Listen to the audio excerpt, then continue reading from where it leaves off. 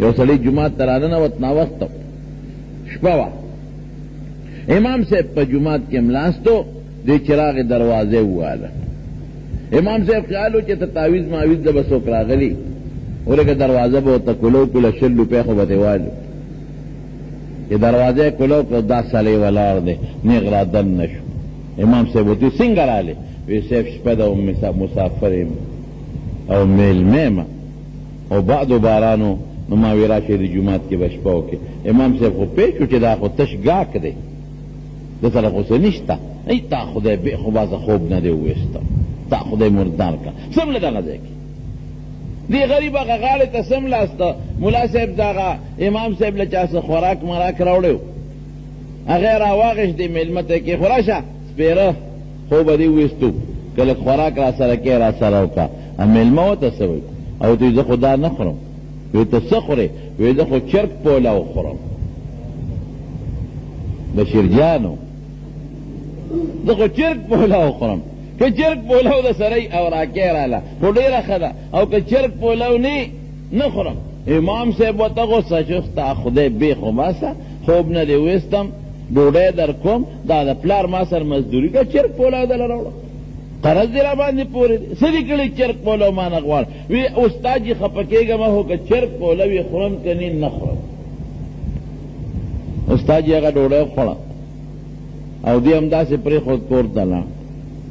چې کور ته لاړه اوس لږ ساعت پس په دې محله کې یو زنانه و زوی چې ترک شوی منښت یې کړی وی خدای که زما زوی دې را پیدا کړ نو زه به چرګ او پولاو پخوم او د خدای په نوم به خیراتي ورکوم اتفاق ته ګوره په دغه شپې هغه زوی راغی چې راغې منښت یې کړې وه بس پولاو یې پوخ کړ چرګ یې پې مزېدار برابر کړ او جومات استاد دې په منډه یوړ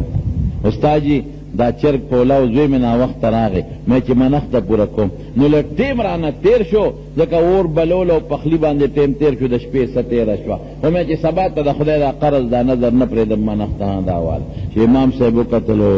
ولکه واقعي دا چرګ پولاو خو هغه بابا غوښته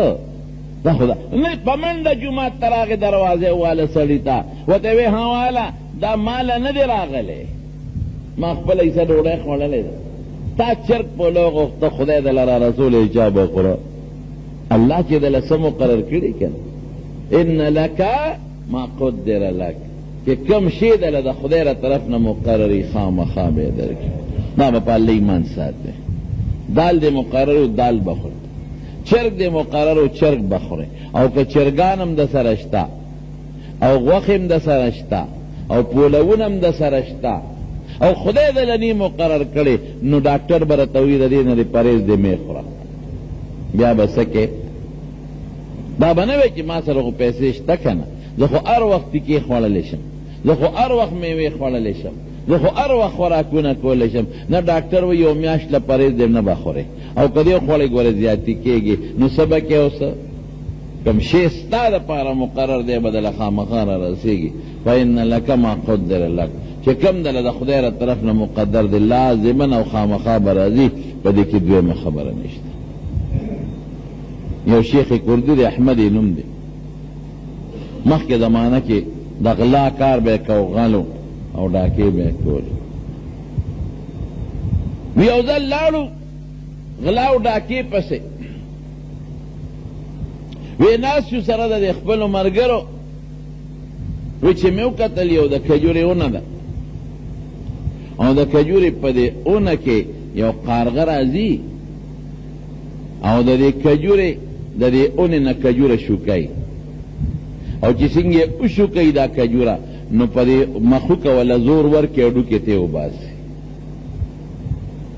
او بیا دا قارغه والوځي د کجورې دا منځ ډډ د بره پر کوي او هغه کجوره د کجورې په هغه ډډ کې د بره نه راوغورځوي هغه مغز بیا دا قارغه راشي یو کجوره نه وشوکوي چې راوشوکوي په مخوکه زور ورکړي او ډوکې ته یې وباسي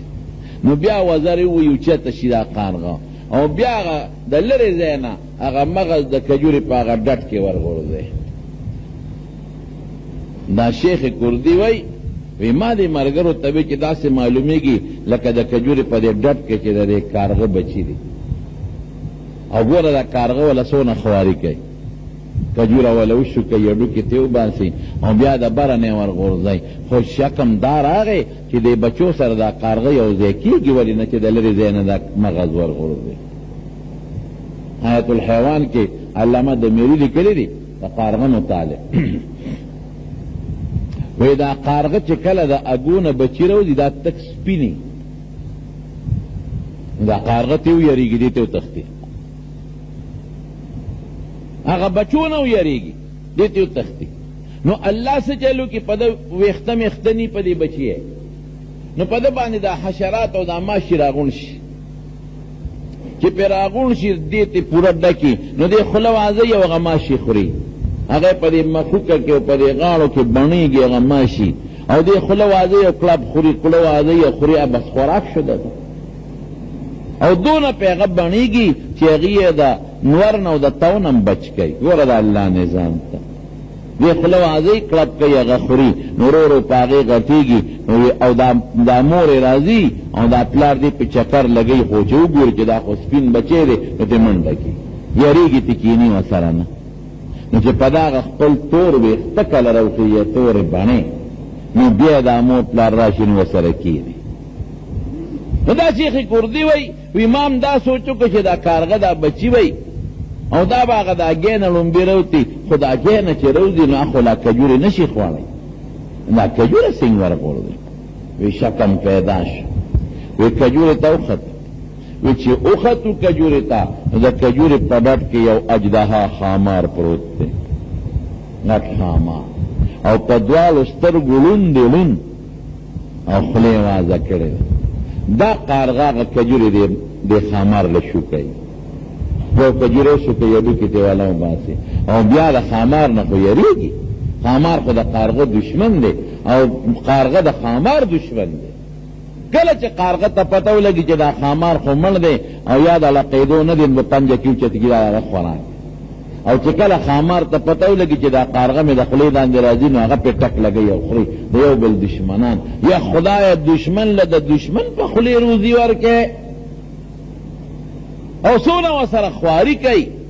هډوکې نه ترې ولا وباسي، مغز تیار کړي لکه د الوا په شان، کجورې نه چې د مغز ویسخو الوا ته جوړه شول، او بیا بره پروي یریږي م ته او په دې خوله کې یې ولا ورغورځوي. الله هغه ذات دی چې دشمن له د دشمن په ذریعه روزي ورکوي، او په کومه طریقه روزي ورکوي. ان الله هو الرزاق ذو القوة المتين. الله روزي ورکوونکی او د ډېر لوی طاقت خاوند دی، ډېر مضبوط دی، زه روزي ورکوونکی. روزي د الله په خوښه ده. دشمن له د دشمن وی بس ملګرو ته مې وی چې موږ اسې منډې وو په غلاګانو ډاکو پسې، مار له خدای ورکوي د ونې په سر کې، د کارغه په ذریعه موږ له بیا خدای نه راکوي. بس توبه مو ویستله. خدای پاک یو ډېر لوی عالم او ډېر لوی بزرګ د زمانې جوړ کړ، او چې څومره غله ډاکوان ملګري وو د هغوی نه وله خدای شاګردان او مریدان جوړ کړل. نو روزي د خدای په لاس کې زمانو چې خدای د لسه مقرر کړي دی. بھائی حرص به نه مونږ هغه یو ځل د سکول کتاب کې چتا څلورم جومات کې که پنځم جومات په کتاب کې واقع و، سپي غوښه نیولې ده او په دریاب روان دی، خوله کې هډوکې دی د غوښې، چې لاندې وکتل خپل شکل ورته ښکاره شو په اوبو کې،